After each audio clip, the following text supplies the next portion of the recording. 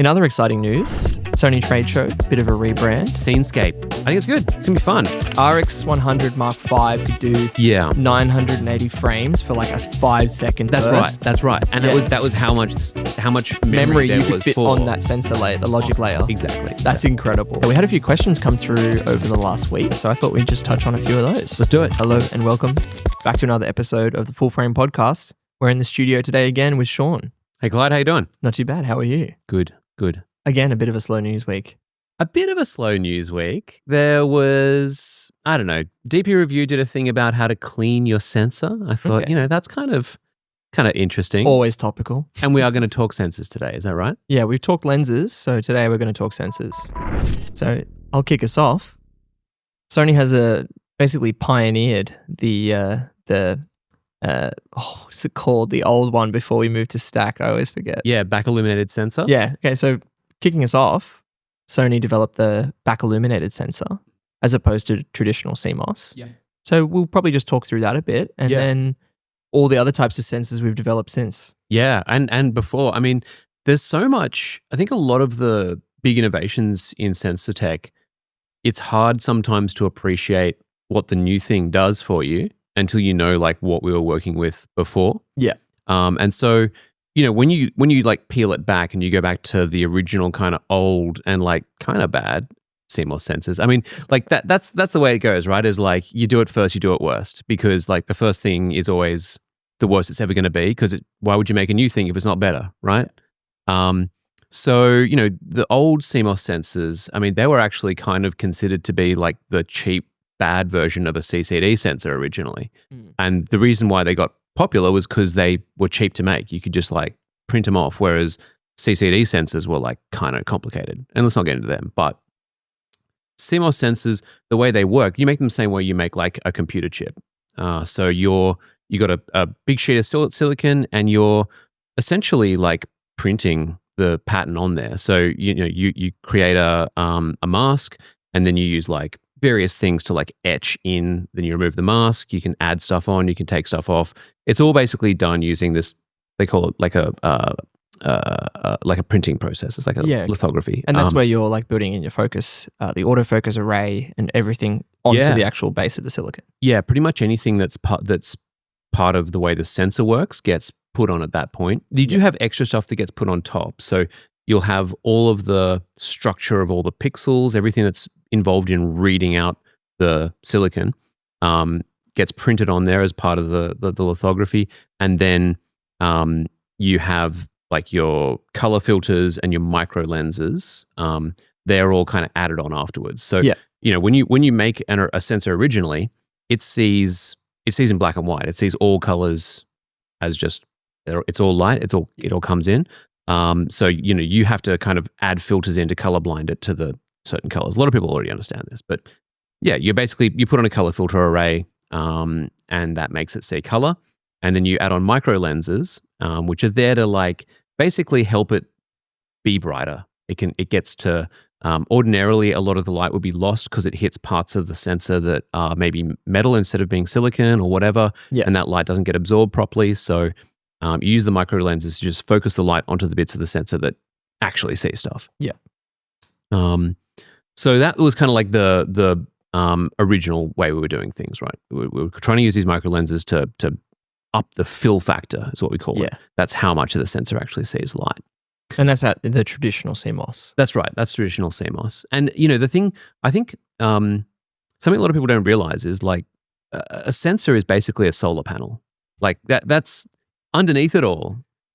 It's a solar panel. It's using like the photoelectric effect, which is when you shoot light at silicon, you get electrons building up, free electrons. And then you measure that charge. Exactly. Voila. Yeah. It's like, how much power is your solar panel making? Well, that's your picture. In a weird way. That's a very basic way of putting it, but I can appreciate that. Yeah. So basically our glorified solar panels, they were like really good, but they did have like problems where they were not super efficient. So like of the light that was hitting them, maybe it would be like 10, 20% of that light is actually getting turned into charge. And so that means like you effectively have no higher ISOs. Like as you push up your ISOs, things got bad real quick. Yeah. And so the XMOR sensors, the back illuminated sensors, the innovation there was, all right, well, instead of having this sensor, which you could think of as being like, maybe like a city, right? Where you've got all your roads are the metal that's being printed out to let you get your readout. And then all the blocks, that's your actual silicon. That's what you want the light to be hitting. Yeah. So instead of like trying to shine light down where we're hitting the road half the time, what if you flip the whole thing over like a pancake and you just shoot at the bottom of it, which is all silicon? Yeah. And so the actual chargeable surface that's right. is larger. So that way you everything, your fill factor is 100% because everything's silicon. And so that was XMOR. But normally the problem is, you can't just like flip over a regular sensor because the silicon's way too thick. So what we had to do there was figure out a way to flip over this sensor and then like, they call it back thinning, but basically they polish down that silicon so that it's, as thin as it possibly can be, just enough to hold the charge. And before being able to send it off to your and then electrical. That's right. Because if you've got like a really thick chunk of silicon, the circuits can't read the charge because it's on the other side of this block of silicon. Yeah. You got to make it super thin and then the charge comes through. Yeah. So that was XMOR, which was huge at the time. I mean, this is still a long time ago. When did we get XMOR, which is that back illuminated sensor? So the first back illuminated sensors were in the RX100 series cameras. So that was 2010. Okay, wow, that's a long time ago. It's a while back. It was a while back. And it came in the small sensor cameras at first because that was where, to make a big sensor, let's say you got a big sensor with 12 megapixels, whatever it was back then. 12 megapixels is a certain amount of road circuit that you need to actually read it out. Yeah. And as you scale that down into a smaller and smaller sensor, if it's still 12 megapixels, you still need the same amount of road. And so it kind of kills your fill factor as you go down because even like you've got less silicon to put it on, but you've got the same amount of actual readout circuitry that you need to read that out. Yeah. So it's filling up proportionally more and more of that sensor with just junk, essentially.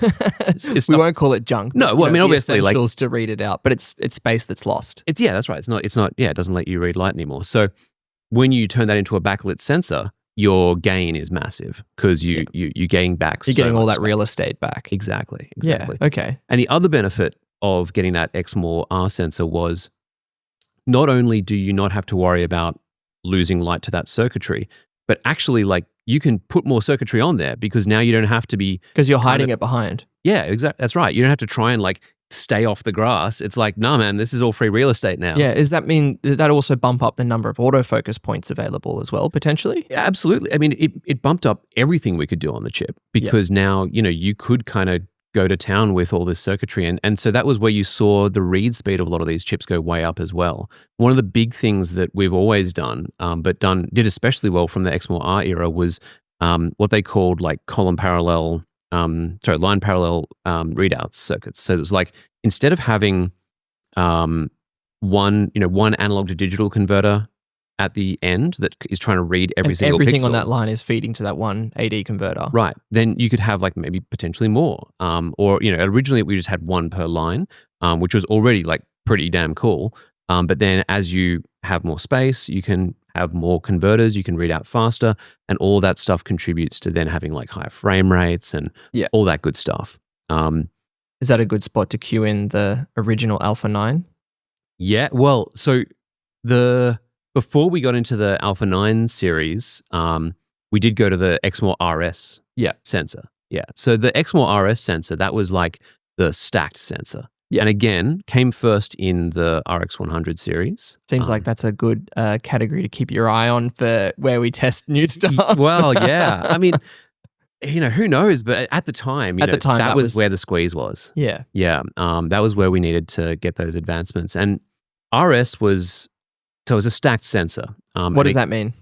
Stacked sensor. So, so again, it's always about trying to get more of this circuitry. And, there's two things you're trying to manage on a sensor, right? One is I need a lot of circuitry to read this thing out. So I want more space for that. But also, I don't want the signal to have to travel far, especially that initial analog readout signal. So before it's converted to the digital. To digital, that's right. Yeah. because digital signals, they're very resistant to noise, right? If you have a signal that's just going between like no signal and max signal, a little bit of noise in the middle isn't going to matter. But when you got an analog signal where the very specific level is going to matter a lot, that's super, super vulnerable to noise coming in. So, and the inside of a camera, any electrical system is going to be kind of a bit noisy. Yeah. So we wanted to shorten the distance that analog signal travels before it hits the readout, because that means less noise. Get the signal to the AD converter as quick as possible, as opposed to getting it off the sensor first. That's right. Yeah. And for a long time, before we started having these on-chip ADCs, the analog to digital converter was on a separate chip. It was like traveling over a wire to get there. Yeah. And that was, this is why digital cameras were kind of bad for a long time. Like there was a lot of noise being introduced. And so the Exmor RS sensor, what you do is you make a little chip sandwich. So you... A little Oreo. It is, yeah. So you get your sensor layer on the top, and then underneath you have a logic layer. And that's basically, it's your analog to digital converter, but it can also be doing other things, a little bit of signal processing, this sort of thing. Yeah. And it can have memory in there potentially. So the tricky thing there is getting the signal from this top sensor down to the logic layer. Because if you want to have a wire that goes between those two layers, it's not as simple as just kind of like jamming them up against each other. You have to have either an interconnect where the wires come out of the chip and go into another chip. Yeah. But that's bad. That's slow, and it introduces noise. What you'd rather do is have something where you sandwich them together, and then you just send like a bolt of metal directly through from one to the other. And that's the way we started doing the RS sensor. These RS sensors. That's your first dual layer sensors. They have this thing called a through silicon via, TSV. And that's where you basically drill a hole between the two. Probably not using a drill. You're using, probably some sort of lithography technique again, but you're etching out this hole, and then you're filling that in with some sort of conductive metal. Maybe it's titanium. There's different stuff they use because if you don't use the right stuff, it reacts with the chip and it causes problems. But they sink some metal through that, and then that metal piece can send the message from the front chip to the back chip, and seamlessly. It all works really, really well. Yeah.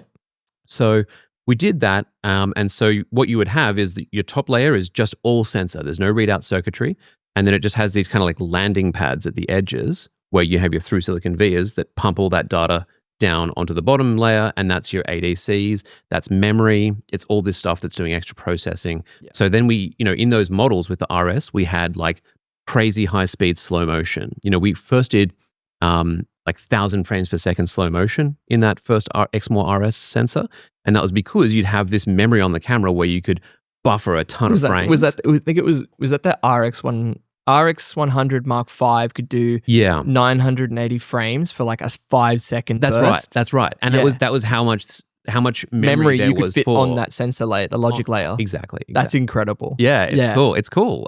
Bring that feature back. Oh well, yeah. So that was kind of the benefit of that initial Exmor RS stuff. Yeah. And then the next like really big step forward, we had Exmor RS for like quite a few years before we really added anything super new, and we still use Exmor R. We don't really often use original like non-layered back illuminated sensors anymore. Yeah. But what you do get is lots of Exmor R and a fair bit of Exmor RS, and then of course the Alpha 9 Mark III came. Just quickly touching on, so that RS stack sensor, that's the stuff we use in Alpha 1 Mark II. Yeah, exactly. Yeah. Exactly. That's just helps with faster readout, all that sort of stuff. And the reason why that doesn't go into every single camera instantly is just because it's not easy to do. It's lower yields and all that sort of stuff. So just goes to the top end. And then once we had sort of like explored the RS space, then we went into the global shutter with the Alpha 9 Mark III. Yeah, my personal favorite camera. Yeah, very, very, very cool. And so I'm not going to, we don't publish, exactly what how it works. what the secret sauce is in the Alpha 9 Mark III. But we do talk a lot about some of the ways that we do silicon bonding. So like how we connect the sandwich together for those multi-layer sensors. Is the 9 Mark III sensor still a stacked sensor? It's a stacked sensor. Yeah. Yeah. Except that it's reading every pixel simultaneously as opposed to line by line by line by line by line. That's right. That's right. Yeah. So normally we have to like send those lines out to their analog to digital converters, and that's the process. Whereas now, that's right. Every pixel essentially has its own analog to digital converter, which lives back on the logic layer.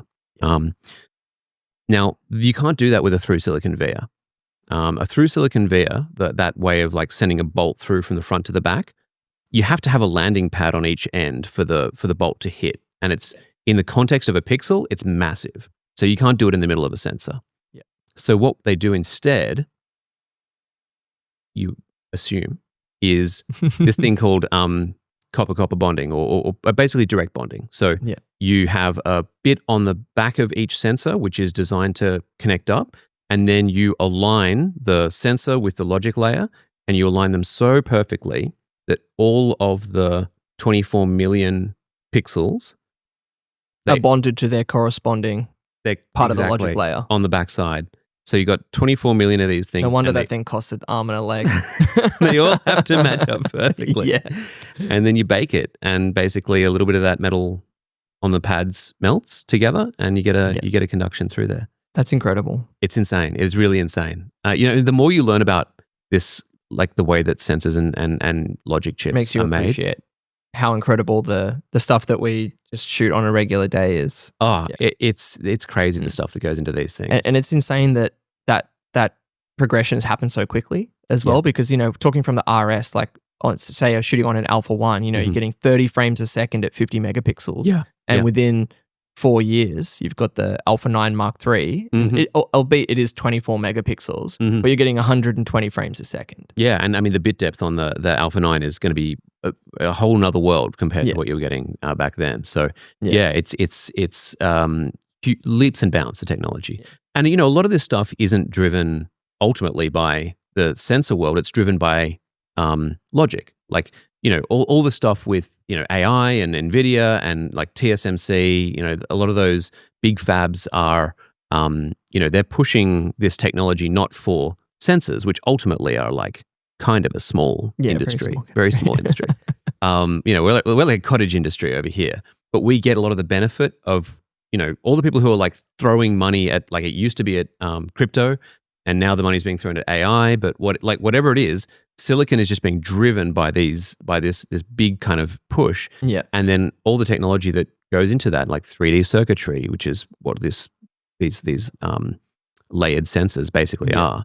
That all trickles down into sensors, and we just get to reap the benefits. So but the interesting thing is it's not always a technical benefit that we have from these kind of progressions on the circuitry level. It's like from a creative standpoint, something like the 9 Mark III can do something that no other camera can do. Yeah. And that is really, it's really incredible to see something that's happening, like you said, at that top end. But the trickle down effect for us as users is actually opening up new styles of photography. 100%. And I mean, it's the weird thing about this hobby, right? Is, and you get people who are into like different parts of photography. Some people love the tech and are really engaged with the tech, and then like they'll get a camera and they'll use it and like whatever. But ultimately, their engagement with photography is about the tech. Yeah. And then you get the people who like honestly don't really care about tech, but they still have to engage with some technology because cameras are technology. Yeah. So there's no getting around it. But I mean, and that's, we talk about like Kando, right? Like Sony's all about enabling creativity through the power of technology. Yeah. And TM, that's like the Kando expression for Sony. That's right. But it is, that's also our company's like ethos. Yeah, it's our purpose. Like that's our official, like, and it's taken very seriously internally. Like that's what we're here to do. And of course, like we do it, we're a company, we're here to make money, of course. Like we do it because it makes money, but it's a tension. There's a tension between technology which is kind of dry and not necessarily like that creative. Yeah. And then there's the creative side, which is not necessarily all that interested in the specifics of how we got here. Yeah. You know, like lenses are a great example. Like lenses couldn't be a more technical product. Yeah. But then About as technical as it gets. Yeah. But then people get them home and they're like, I like the way it flares. You know, like it goes like a little Goldie when you hit it just right. Yeah. And I like that. And so how do you get that to happen? Well, there's like a super technical explanation that nobody who buys the lens will ever engage with. Like that's just not how, that's not how we sell lenses. That's not how people buy lenses. Yeah. And so, like, we spent this long time on going deep into how the sensors work because it's super interesting. Oh, because I'm really interested. And I think it is interesting. It is interesting, I think. But ultimately what we care about is like my image looks clean or like I can get the shot that I need, right? Like because it captures 120 frames per second, I can get the moment when the bird's beak like touches the water or I got the moment when they like hit the ball or whatever it is, right? And I think it's interesting that like we're slowly trending towards that perfect sensor. And perfect is a very brushstroke word to use because there will never be perfect. Mm-hmm. But I specifically with the global shutter, it removes a lot of other limitations that were not necessarily holding back photography as a creative pursuit, but were holding back certain aspects of that pursuit from a technical standpoint. Yeah. So like being able to flash sync at any speed. Mm-hmm. Now you don't need to use ND filters. You don't run into like physical limitations by the shutter. Yeah. Just like small things like that won't affect every single person that uses that camera. Right. But it just from a broad perspective, being able to look at that camera and say, "Oh, you can do things with this specific sensor that nothing else can do." Yeah, no, absolutely. And you know, it is you talk about like moving toward perfection. That is something that we've already kind of seen in some dimensions, right? So you remember in the early days of digital cameras, sensors were so bad. They were terrible. And they got like so much better every year, right? Yeah. And we kind of got used to that for a bit. And it was like, then if you buy the next year's model of camera, the ISO performance, we expect we're going to get an extra stop of high ISO noise performance. And then like there was some point in the 2010s where, or maybe like even before that, like but around the 2010s, where that just kind of stopped. It's the law of diminishing returns. As we got closer and closer and closer to something that was really capable and better, every year on year, things started to slow down. Yeah, and until now. Well, I'm here to announce. No, I wish. No, but I mean, that's what happened there is like, okay, well, like silicon as a material absorbs like X amount of electrons per photon or whatever. Yeah, and at first we couldn't get anywhere close to that, but then like at some point we were like, well, okay, now like we're actually capturing most of the energy that's hitting the sensor and reading it out successfully. So like, where do you go now? And of course, where we went was like faster sensors, better readout, all this sort of stuff. And higher dynamic range. Improving the things that it seems odd, like, because obviously they're very technical growth, but high dynamic range does have a practical effect in your photography, especially for like landscape, astro, all that kind of stuff. Yeah, but that's why like originally JPEG was enough for everyone, right? Because there wasn't more quality to get out of it. And then as the sensors got better, it was like, well, actually, like now RAW is kind of meaningfully going to give you more. And now it's like, if your camera doesn't shoot RAW, you haven't really got a proper camera, right? Like, I mean, that's kind of the vibe. So I mean, like it that has made a huge difference. And I think, of course, we probably won't see the massive ISO increases that we saw in the past, but there's still like a lot of angles for sensor tech to go. Yeah, which is exciting. Always exciting. Yeah, fun industry to work in. Especially when you see like, probably shouldn't talk about alpha rumors, but I was just going to say it is exciting when you see not necessarily things that will trickle down to the camera specific industry, but looking at patents and things that come out for like doing things that haven't been done before. It is exciting. Yeah, 100%. I mean, we saw for a while there were a lot of patents about curved sensors. And there was a lot of speculation about maybe this could go into like an RX1 series camera or something. And, like the problem with those patents, of course, is like they're all done in a university. They've made one, and maybe it broke after a week. We don't know. Yeah. Like they don't publish that. There's a long way between creating a prototype and having a Also production something line. that's you're commercially viable. Exactly. Yeah.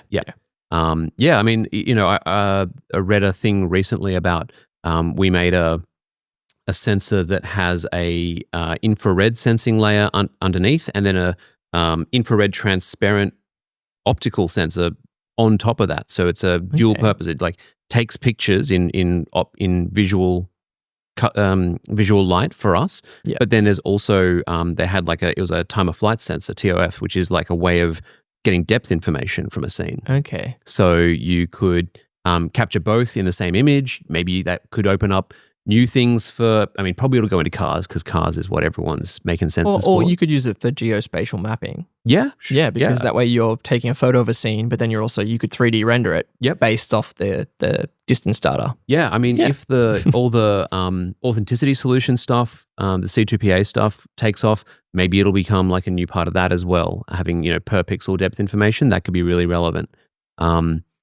But yeah, anyway, it's all this stuff that you see out there that is incredibly, incredibly cool and interesting. But you never know what's going to wind up in a camera.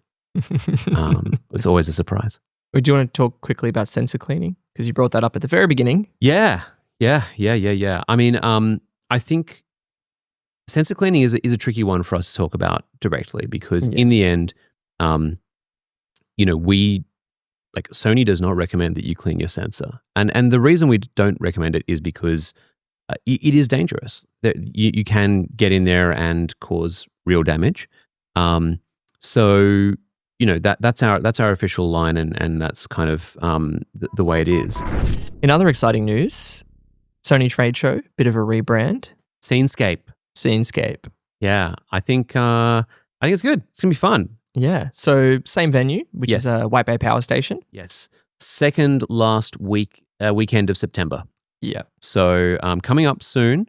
But yeah, it's such a packed couple of days. Yeah. The fact that it is just like everything Sony. Mm. You've got Alpha Awards, Catchlight, and then the 2 days of SceneScape. Yeah. And SceneScape, of course, as always, we've got the gear wall. So everything that you can buy from Sony is on that wall. We're like no exceptions. Some exceptions, maybe some lens caps or something. Yeah. But basically, if it's a lens, if it's a body, if it's an accessory, we're just going to have everything, which normally is super hard to find. And it just means if you want to understand what you want your kit to be and you want to see everything, there's no opportunity like it, really. Yeah. And then on top of that, there's all the activations, workshops, panel discussions, talks, the full kit. Yeah. We reach out to people like right across the industry. We know a lot of amazing talent, and we just try and get as much of as we can under one roof. Yeah, and it's kind of like a big weekend thing. Yeah. It's a fun way to spend the weekend. Even for us when we're working, I think it's just like. I wish every work day could be like that. To get the whole community together, and then also have like you said, all the big names in the industry all under one roof. Yeah. And it's great because you can go and see a talk. If the next one's not your speed, come out, hang out on the trade show floor. We've got demos running. We've got there'll be workshops actually running on the trade floor as well. Yeah. Of course, there's the exhibition to see all the Alpha Awards prints. So there's so much to do. And then, just go to the next thing that interests you. That you can fill out a day so easily. Yeah. So we'll both be there. Yeah. And there'll be people from all throughout Sony as well. So if you ever want to come and say hello to the crew that manage the gear in Australia. If you want to talk sensors with Sean, he'll be there. Out. I'm ready. Always ready for that one. No, it's going to be great. Sweet. Oh. And one more thing, we've got the secondhand store running as well. Do you want to talk us through that? Yeah, it's great. So we partnered with the Federation of Camera Clubs, so they're really running it. But we got a big space for them to do it, and you'll go to their website. You can find the link on the SceneScape site, and you go there. You fill in a form to just with what you want to sell. Any secondhand gear you got lying around in your kind of pile of shame. You just put it all on there. A slightly dusty lens that you haven't used in a while. We've all got them. We all have them. And, especially for those of us who need to negotiate with a spouse about what's appropriate purchasing, I think having that pile there, it's not a good look. And just moving that along can really grease the wheels. Or just to prep you for the next generation. Maybe you're on a 3rd gen or a 4th gen and you're eyeing up an Alpha 7R Mark V or something else. It's a consideration. Yeah. Anything that you want to move along, you put it on there. You set your own prices. So you can just check on wherever you want. You send that back to them. They send you stickers that you can print out. And then you just put that on your gear, bring it to them the day before or the day of. But day before is probably better. And then it's out for people to browse and buy throughout the Awesome. The thing. Throughout SceneScape. If you're looking to purchase, it's great because you can try everything out. Everything's got batteries in. It's ready to give it a go. And of course, the money is, there's like a small cut that goes to FCC for their troubles. But basically, most of the money, it's like 87%, I think, goes to you, which is the best deal you're going to find in secondhand. So I really like it. I've used a similar thing in the past. For moving on my old gear, which my wife was very thankful for. I liked it so much that I've been trying to organize this for SceneScape. I think it's going to be great. If you've got some kit you want to move along. Yeah. Also nice to know that it's going to another person who's really going to use it. Yeah. Yeah. That's right. Yeah. If you've got stuff to sell, then it's a perfect place to sell it because SceneScape is going to be just a bunch of Sony people. So if there's anyone who wants your kit, they're probably there. And vice versa, if you want to pick up some kit, there's going to be a lot of options. So, yeah. Awesome. So we had a few Q&A questions come through on the Sony socials. That's sonyalpha.anz. If you don't follow, you should. That's where we post all of this and a bit of short form, and all of our competitions and giveaways and things like that are also hosted through there. But yeah, we had a few questions come through over the last week. Yeah. Yeah, so I thought we'd just touch on a few of those. Let's do it. Let's talk through custom hold buttons, because we had a question come through saying, is there a way of setting a custom button to change settings from, say, 1/2000 f2 to 1/160 f4.5? Yeah. Well, you had a good answer, I think, just right off the rip. The real easy way to do that is you have the custom dials 1, 2, and 3 on the top of most of the full frame bodies. So you go in, you set the settings you want, and then you can go into the memory recall section of the menu and just save that as dial 1 or dial 2. Meaning that, I'm guessing you're shooting something pretty fast at 1/2000. You could be shooting sport, and then you're shooting, say, landscape or something. So you can have dial 1 as just a quick reference of settings. But obviously you do have to, change the dial to adjust those. Yeah. Yeah. So that's probably the easiest. The other way you can do it is there's a feature called Recall Custom Hold. So this is definitely one of those features which 99% of people will never engage with on their camera. I've never used it. Yeah, and there's a reason for that. But I just haven't used it. So it's a bit of a process to do, but basically you'll start off by configuring a custom hold. So that's in the menu.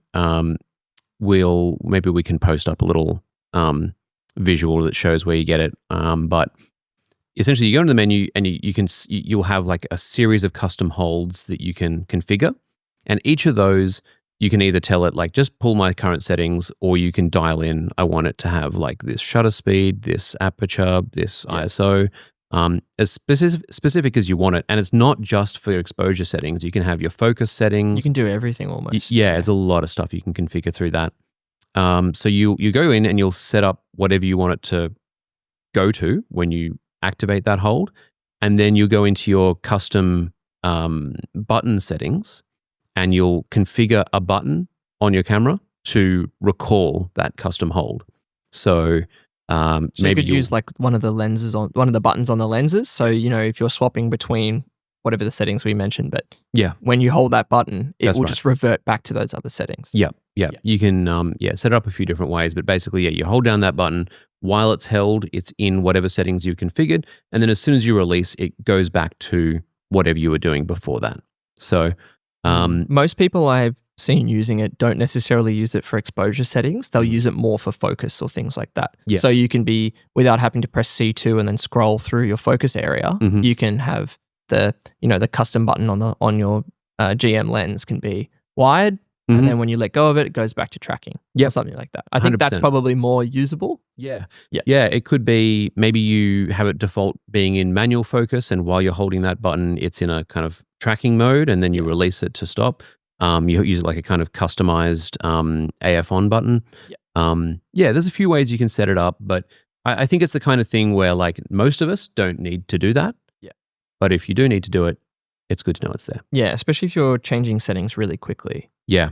I can see that being kind of helpful if you are shooting flash at an event and you don't want to reach up and turn the flash off and then change your settings to adjust for exposure. You could preset in what you want for when the flash fires, and then when you hold the button, it goes to those settings. Yes. And then you could let go of it, and then you're shooting ambient again. Yep. Awesome. Yep, for sure. That would work pretty well. And that question was from Dassault Design Solutions. Yep. What else? We got Mr. Drosario.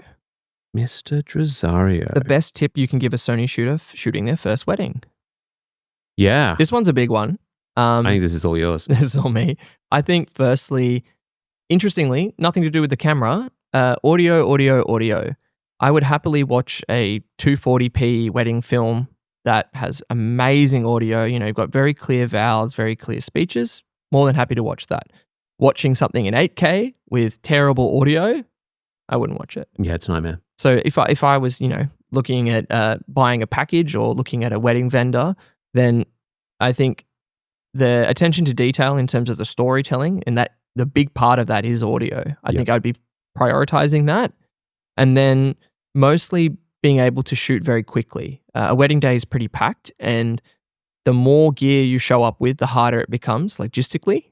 And that's things like running gimbals or, multiple tripods and things like that. I think one solid camera with a great shotgun, handheld, and you've rigged it out where it's got a bit of weight, so the inertia is a bit higher. That will give you much, much, much better results than bringing all the bells and whistles. Yeah. Yeah, that makes a lot of sense.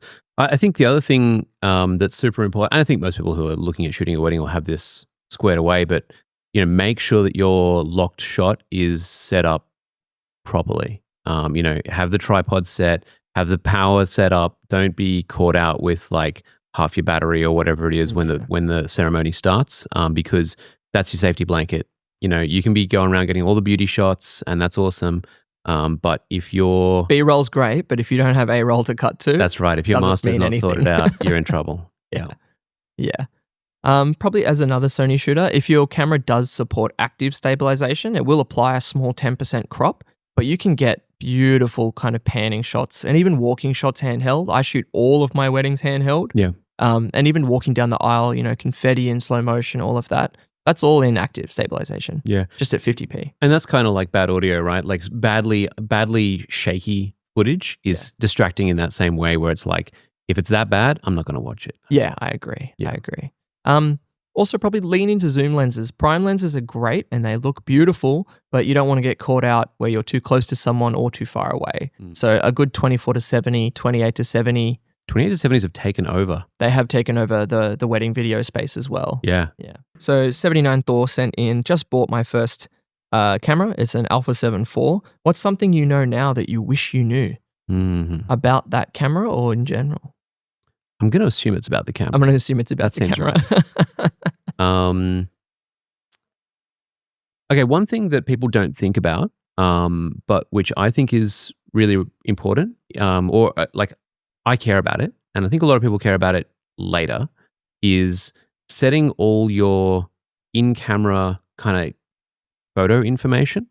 So, put in, like, there's a section where you can put in, like, what's your name and what do you want your file name to be, which, DSC00 whatever is fine, but later on, if you want to change all your stuff so that it's got your name in it, or it's got some, it's got the metadata to say that you shot it, That's a pain to do afterwards, but you can have the camera just be doing it every time it takes a photo. I like that because, it's something you wish you knew. Yeah. Whereas like most of the settings people are pretty across. Or they're useful just whenever. Yeah. But yeah. Well, I mean, I use the set the file name feature, especially for video. I set it as the project name so that if you're accumulating footage from multiple cameras, you don't want 6 FX3s and you've got footage coming in and they're all C00 whatever. Right. Yeah, I'll have, one will be set to the project name. So if it's a wedding, it'll be the initials of the couple and then whether it's A cam, B cam or C cam. Because then I know that when I'm going through and sorting all my footage, everything's labeled. And you can do that in camera just at the start of the day. Yep.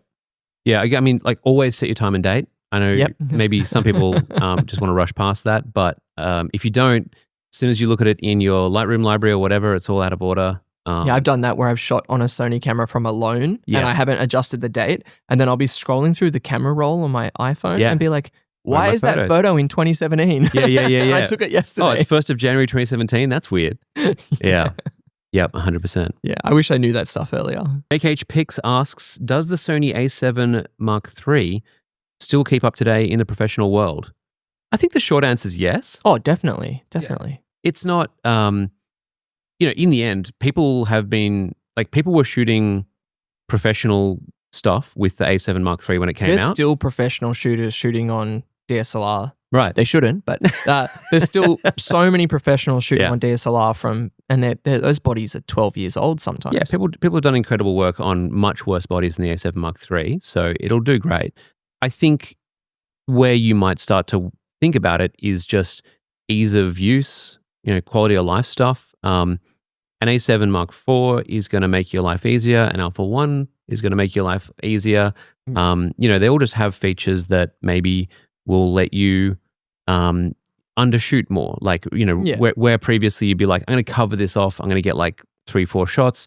Maybe with a camera where where it's got like that next generation autofocus, you're going to be more like, I got 2 shots. One of them's going to be fine. We're good. Yeah. Maybe you are, thinking more about, rate of shooting. So frames per second. Again, you're still going to get usable shots, especially as you get better, you're going to find the way to get the shot you need. But if you've got 30 frames per second, well, you're really going to know. I think it's also genre specific. Yeah. So whatever you're shooting, Jake, I think it does depend. Yeah. Yeah. But definitely, if you're not in something that's super specifically needing something that just the A7 Mark III doesn't have, and I mean, it's a good camera. It had a lot of stuff. You're fine. Yeah, you're fine. Definitely. I would happily still shoot on one if I hadn't got my hands on some of the newer stuff. I'd happily shoot on an A7 III. No, that's right. I had one for years. Mm-hmm. Why is there Alpha 7 IV the best Sony hybrid?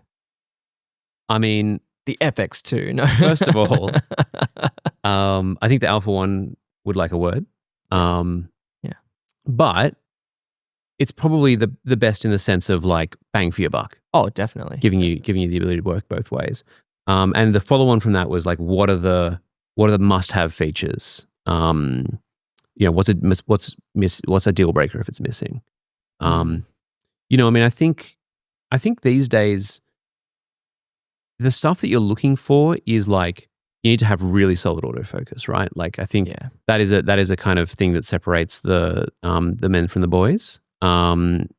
You've got good quality codecs that are easy to work with. Yeah, something that's got good workflow just options. Workflow, that's right. Yeah, in the end, it doesn't matter what the format is or like specifics. I mean, I won't name the brand, but there's lots of footage out there in codecs that are very chunky. Yes. And the footage looks incredible, but I know a lot of shooters that refuse to work with it because it's so much of a pain when it comes to storage options and things like that. Yeah, or even just like being able to play it back in your editing suite, right? Yeah. Like if it doesn't decode smoothly, then you can't edit it well, and that's a pain. You don't have to make proxies every time you import. What else is important? I think obviously having good stills format as well as good video format, but I think everyone's got that, right? Yeah, that's a given for a hybrid camera. I think being able to switch between the two efficiently is more important than necessarily the flashy features in either photo or video. Yeah, I think that's true. Yeah, so like a 7 Mark IV having the photo video switch. Yeah. And you can segregate certain parts of the menu. Yeah. Makes it just so much easier. Yeah, 100%. And that's that kind of goes back to maybe some of the stuff that we're talking about in the A7 Mark III question. Yeah. Is like, those kind of like ease of workflow things are areas where you are going to see that difference. But yeah, I definitely think like that thought through UX is what you want to see in a good hybrid camera these days. Yeah. Someone in engineering has understood what you're going to try and do with the camera, and they've designed the camera to make that easy. Yeah, and that is a big difference between maybe the third generation and fourth generation, is that obviously as the market responded to more video, a lot of considerations were placed into the actual user experience. Yeah, there's a lot of insights that have gone in, for sure. Can a 200-600 be used for anything other than landscape and or nature photography? Sport, 100%. I shot A-League on a 200-600. Yep. And at your local soccer field, that might be a bit dark, but under stadium lights, 200-600 was incredible, especially on a big field. Like, it's a proper soccer field. Yep. And for some reason, I always think local fields look smaller, and I think they are. I don't know enough about soccer, but being able to shoot on a 200-600, you can reach out and touch the players at the other end if the opposition's scoring, but then you're still able to punch all the way out to 200 when they come down the other end. Yeah. And I think especially in Australia, we have, we like cricket's big, our different football codes, they're all playing on like these big fields. Yeah. It's not like soccer where you could potentially use a shorter lens and get away with it. Yeah. When you're on those bigger fields, 600 is like really, it's a price of admission for getting good coverage. So, Also, not to mention Astro, that's missing. I know a few people that put 200-600s on trackers. Yeah. And then you can do deep space. Yeah. I put a 600 on a tracker. Yeah. Yeah. It was hard. Was it a bit of balancing? There's a lot of load balancing that you're going to do. Yeah. But you can take some amazing Astro shots. Yeah. So add that to the list. Yeah, I got a photo of the Tarantula Nebula that would blow your socks off. Let me tell you. So that was from Avizian? Avizian. Yeah, add Astro to that list. I love my 200-600. I use it for a lot more than just wildlife and landscape. It does a lot of work. Yeah. How to build your portfolio as a beginner. I think this one, I'll talk to this if that's all right. Yeah, please. I think obviously building a diverse portfolio is really important for growing initially. A lot of events are sometimes often focused on education, but there's a lot of Sony Scene events on the platform that are really good portfolio opportunities because you're getting access to talent, locations, and scenes that you wouldn't usually get to shoot. So get along to a scene event because you can build a really, really healthy portfolio just by attending an event, and you get the benefit of hopefully learning something. Yeah, 100%. Yeah. Okay, so Rycan76 has written in to ask, how does one get into the industry after completing a film degree and you have an okay portfolio? So it's tough. Yeah. I think in the end, if you're in the film industry, your portfolio is what speaks for you. Yeah. Any amount of getting in front of someone and spinning your wheels is not going to be the same as having a portfolio. More fleshed out portfolio. Yeah, that's right. So even if that's passion projects or spec ads or something that you can sink your teeth into that's not necessarily work, but will help your portfolio, I think that's a really valuable thing to do. The other thing I would say is there's a lot of people in the industry that are already, it's a competitive industry. Super hard. And there's also a lot of talent in the industry, but if you're a nice person and you show up on time, you go above and beyond for the people on set for you, you're showing initiative and you're not just waiting to be given a task. If you're active and, how can I help or how can I improve the experience of my colleagues? You'll be invited back time and time again. There's amazing DPs, there's amazing gaffers, but if you're difficult to work with, you won't get hired. Whereas even if you're just starting out, but you're a great asset to the team on set, I think that will carry you a lot further. Yeah. I think the film industry is a tough one because in the end there are so many people who are keen to get into it, and a lot of other areas you can work in, you can expect that someone's going to bring you in and they're going to teach you, they're going to train you up to do the role. But the film industry is backwards. You figure out a way to do the thing, you show that you can do it, and then maybe someone's going to pay you to do it. Yeah. So proof of concept. Yeah, it is. Yeah. It's rough, but that's the way it is. So get out there, find ways to beef up that portfolio because that is all that matters. Okay, so that pretty much brings us to a wrap. Answered some questions. We talked about sensor tech and where things have been and where they're going, and a bit of a wrap up on SceneScape, which is coming up. Was it the second last weekend? Second last weekend of September. The days are September 20th and 21st. All right, that wraps up another episode. Thanks for coming in and talking all things tech. Pleasure. Thanks for having me. See you next week.